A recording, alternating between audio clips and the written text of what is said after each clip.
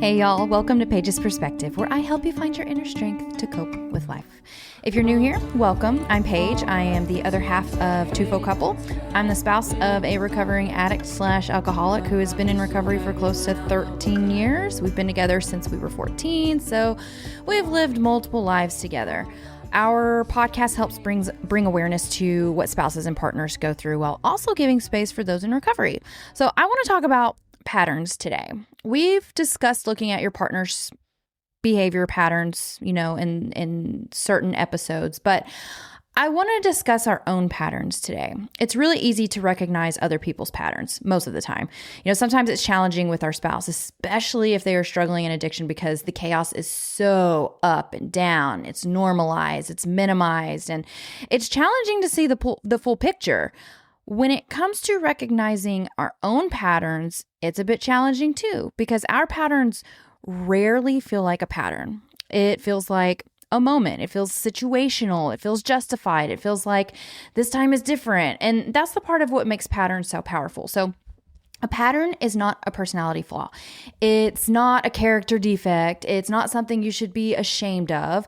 A pattern is simply what you do consistently when you feel uncomfortable, unsafe, hopeful, disappointed, or afraid. It could be something that you do when you feel good. I recently put together steps for Tufo, and the first step is to recognize our patterns, because once we are able to acknowledge these things, we can make significant changes in our lives. We love to say here, nothing changes if nothing changes, and we have the power to change ourselves. We know we can't change other people, but yes, we can change ourselves. So I love to look at my patterns and try to figure out what is holding me back. Again, this isn't something that's wrong with us. This is actually empowering because it's something we have control over. That can be exciting instead of daunting. Like I don't want the mentality of this is just who I am. No. If there's a pattern of my own behaviors or things that I do that holds me back in life, I'm sure as hell going to do whatever I can to get it under control and question it. This is what we talk about when we say there is work to be done. When it comes to spousal recovery or personal development or growth or evolving or whatever, it's about looking within and recognizing what patterns hold us back and what we can do to challenge them. I'm all for a good challenge. Most of our patterns were formed for a reason. They worked at some point. They were used to help us cope. They helped us survive. They helped us get through some hard times. The problem is that what once helped us can become the thing that actually keeps us stuck. And again, it's not that anything is wrong with us, but who wants to stay the same for the rest of their lives and not challenge the thoughts and patterns that may hold us back from thriving? We don't want to just survive. We want joy. We want to be able to feel our feelings without wanting to correct them. The goal is to be able to feel uncomfortable feelings and know you won't die from feeling those feelings. Some of us are stuck because of our own patterns. I've been stuck because of my own patterns. I know my patterns. I recognize them and acknowledge them. I acknowledge that they're there, but I don't allow them to consume me or be my identity. Our patterns feel familiar, and that's why we rarely question them. Think about how easy it is to see this in other people. A partner gets sober for a short period of time. Things feel lighter. There are promises, there's effort, there's relief, and hope kicks back in. But this time feels different. This time feels real until it's not, because that's the pattern. And I see this pattern all the time. And from the outside, somebody might say, oh, this is a pattern. Short bursts of change followed by relapse, promises followed by disappointment, hope followed by heartbreak. But when you're the one living it and it doesn't feel like a loop. It feels like a fresh start every time. It feels like love. It feels like loyalty. It feels like giving someone another chance because you see their potential. And I want to be really clear here. Hope's not stupid. Okay. Wanting to believe in someone is not weakness. It's not a bad thing. But when it keeps resetting without any meaningful change in behavior, that's not hope anymore. That's a pattern. And here's the part that we really just don't talk about enough. Our partner may have a pattern, but so do we. Maybe our pattern is waiting. Maybe it's giving one more chance. Maybe it's explaining instead of responding. Maybe it's minimizing what hurts us. Maybe it's staying longer than we said we would. Maybe it's believing effort will eventually produce a different outcome. But what about the patterns beneath the patterns? The ones that we may not recognize as easily because they're pretty quiet. The ones that about what we do with our feelings when our feelings shift. When things feel bad, we cope. When things feel good, we relax. And that's often when the pattern resets. So there's a pattern that's called the self-care drop-off pattern. Okay, for me, this is the most important pattern to recognize with myself. We have all the tools to cope and take care of ourselves, and we think we only need to use them when things feel bad. But the reality is we need to stay consistent and do it when things feel good.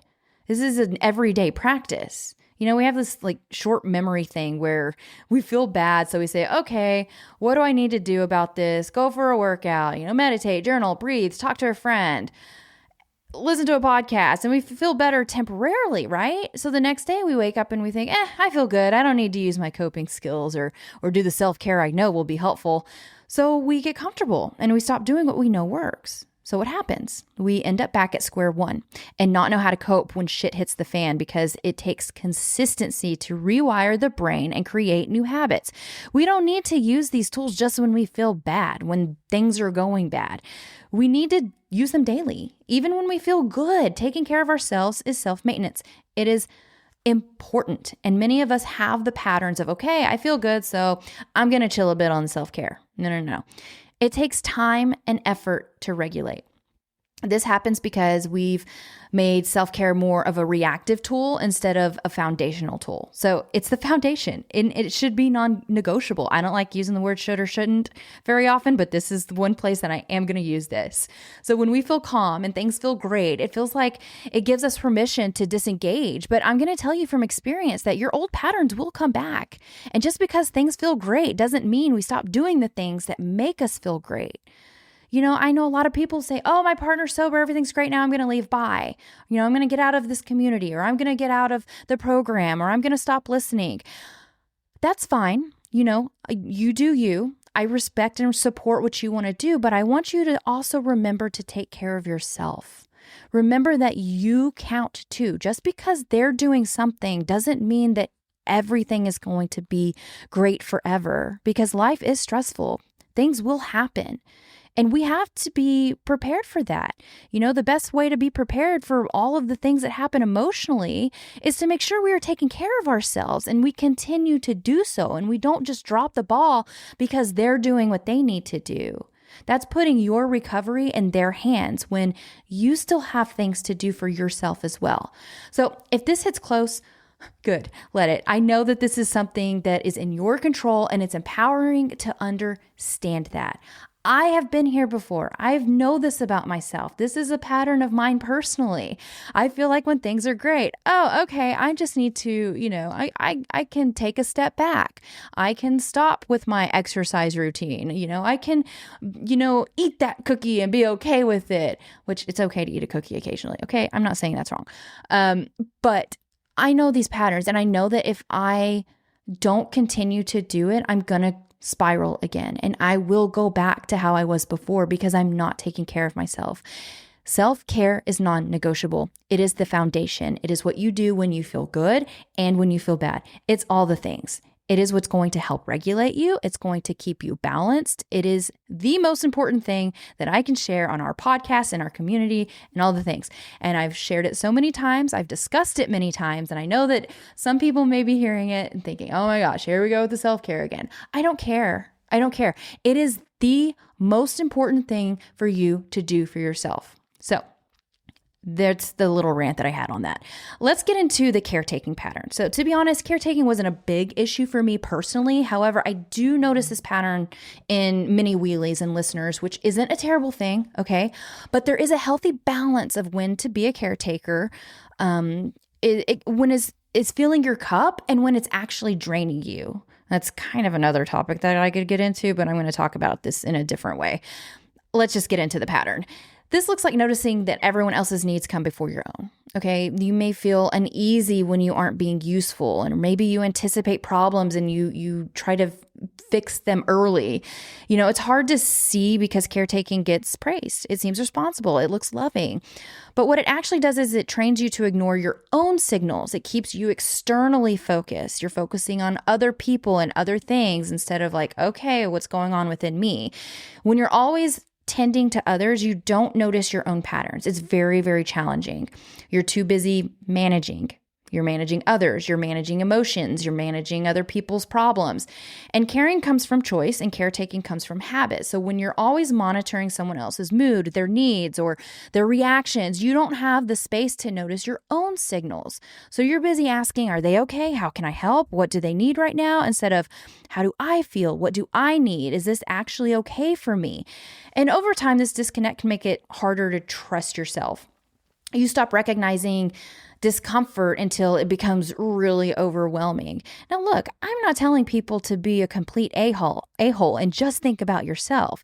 There are lines here. There are boundaries. There's a gray area here. We can care for others and also care for ourselves. A lot of us have that all or nothing mentality where it's like, oh, if I'm not taking care of someone and I'm taking care of myself, that's selfish. But it's not reality and that's not true. We can have two thoughts at once. So caretaking can actually replace boundaries. So it can become the workaround for boundaries when we don't feel that the boundaries that we don't feel safe setting. So instead of saying no, we manage. Instead of naming our limits or boundaries, we anticipate. And instead of letting someone feel the impact of their choices, we absorb it. And this can keep relationships stable, like on the surface, but it prevents real change underneath. People don't adjust when the environment keeps adapting to them. So it's up to us to allow these natural consequences to unravel and not take care of everything around us. It will become draining. So we've got to find that balance. Caretaking can keep other people from growing. And that part's uncomfortable. I know it is, but it's true. When you're consistently softening consequences, and you're translating emotions or you're filling the gaps for others, you unintentionally remove the pressure that leads to change. You become the buffer. And while that might feel loving, it can keep both of you stuck in these familiar roles that you've been playing. And again, it's not awful to be there for others, guys. So please don't hear what I'm not saying. It's important to find the balance and understand that you have to fill your cup first before you can help others. Boundaries are so important for our own sanity and for others. Like if we do everything for someone or we're trying to save them, we can potentially lose ourselves because we're still looking externally and not internally. So another pattern you may recognize within yourself is the overthinking or mind looping pattern. So this was actually a recent topic in our Reclaiming You support meeting that so many people related to. It was a great meeting. I really enjoyed the conversations we were having. It makes sense. And many of us have we gained this pattern because it served as a coping mechanism to help us feel safe and in control. And it's a pattern that I've truly worked on for a really long period of time. I'm not perfect, but I do have a lot more peace when I'm able to control my thoughts. I sleep great and I know how to challenge my thoughts in a healthy way. And again, it's not easy. It's one of the most challenging things that I've ever had to do, but it is so worth it. So overthinking or the mind looping pattern might look like running scenarios in your head, replaying conversations, wondering if you said the wrong thing, running the what if scenario, second guessing your decisions, feeling like your brain won't shut off. Maybe it's hard for you to fall asleep at night because your brain is just constantly going. And this can be about anything in life, not necessarily your relationship. I know a lot of us will think and think and think before we go to sleep, and it's hard to go to sleep because we're putting all of these thoughts in our head, and it's not helpful. It's just not helpful. But nothing is wrong with you if this is a pattern of yours. Okay, please remember that. Many of us do this because it's familiar. It's what we do. But I challenge that because this pattern isn't helpful if you want to live a peaceful life. It can keep us stuck in the past or the future when reality is right now, the present moment. And we're scared that if we don't think on all the scenarios, we're not going to be prepared enough, we'll miss something, we'll make a wrong decision, we'll look careless and irresponsible. Mental loops will not change the outcome. action does. If this is a pattern of yours, recognize it, acknowledge it. Say, hey, I see you, pattern. I see you overthinking. We discussed some of the tips and tricks on how to get through the overthinking pattern during our meeting this week. So if you are a spouse or partner who has or is in an addicted, impacted relationship, we have a program for you. We designed it with a licensed therapist. It's self-paced, and we created it to help others find themselves again. We offer a weekly support meeting with Matt and or myself and others going through the program, so you feel less alone. If you're interested, head over to reclaiming-u.com for more info, or twfo.com.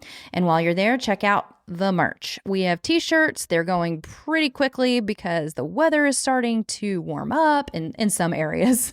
I know a lot of folks have gotten a lot of snow this week, but we have beanies, water bottles, hoodies, recovery rocks, stickers, and more. And if you don't want any merch, you're like, that's not for me, but would like to support the show, you can do so at buymeacoffee.com/TWFO. So thanks to everyone for your support.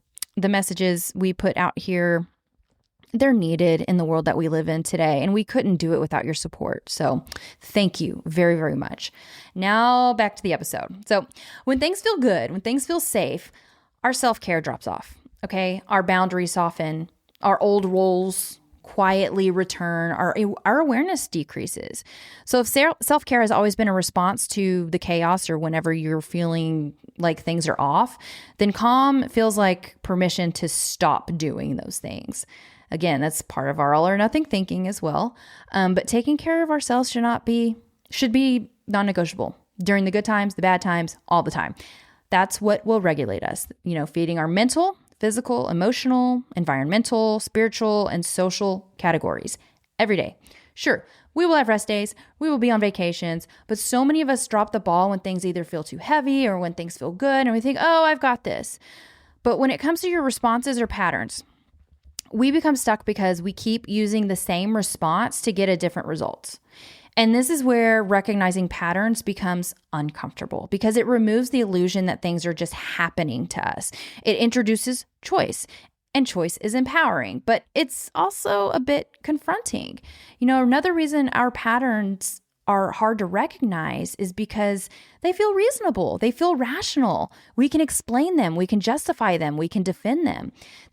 Our patterns tend to hide behind phrases like, this is just who I am, or this is what love looks like, or I've already invested so much. But growth does not usually come from doing what feels reasonable. It comes from noticing what keeps repeating, going back to outsiders again. Sometimes it takes an outsider to see what we can't. A friend, a therapist, a family member, our community, someone who is not emotionally inside the loop. And that can feel threatening. When someone names a pattern we're just not ready to see, it can feel like judgment, even when it's not. It can feel exposing. It can feel destabilizing because if they're right, something has to change. And change always costs us something. Patterns keep us from evolving because they reduce curiosity. They make outcomes feel inevitable. They convince us we have already tried everything. We've tried everything, when in reality, we have tried the same thing many times in different packaging. So, how do you start recognizing your own patterns without overanalyzing or spiraling? I do have our step process kind of does this. But I'm just going to give you some questions to ask yourself to kind of help you think outside the box and try to help you recognize your patterns. So ask yourself, what do people who know me well keep gently pointing out? What am I most defensive about? What do I keep hoping will change without changing my response? What does this cost me? Where has it limited me? Where do I feel overwhelmed, stuck, or unstable? Knowing your patterns is not about blame, okay? This is about power. A lot of the times when we start looking internally, we start to blame ourselves. We start to think, oh man, I could have done this differently over time, or back in the day, or I should have known better. No. This is just about recognizing what you can change. And that is powerful. It's not about blame. Because when you can see your pattern, you're not going to be trapped inside it. You can pause. You can choose differently. You can stop reacting automatically. You can decide whether the response you're about to give actually aligns with the life that you're trying to build. This is the fun work that I love. Matt and I talk about this all the time. We love this kind of work. It means that I have control over something in my life, and that's me. I get to look within and figure out how I hold myself back from being who I want to be. I never looked at it as fixing myself or blaming myself for everything that's gone wrong in my life. Like, I look at it as a solution, and that's effing awesome. We want solutions, and they're all within us. It's just up to us to be okay at looking within and making necessary changes within ourselves. That's growth. That's evolving. That is what we're always asking our partners to do, but we struggle with doing it ourselves sometimes. So I hope this was helpful. I hope you're able to recognize your patterns. If you'd like to chat about this, we have a Facebook community for listeners called TWFO Community. Check it out. We have a few questions that we ask for you to answer, and we'll let you in and we can have a discussion. So that's all I have for this week. Until next time, I'm Paige. Bye.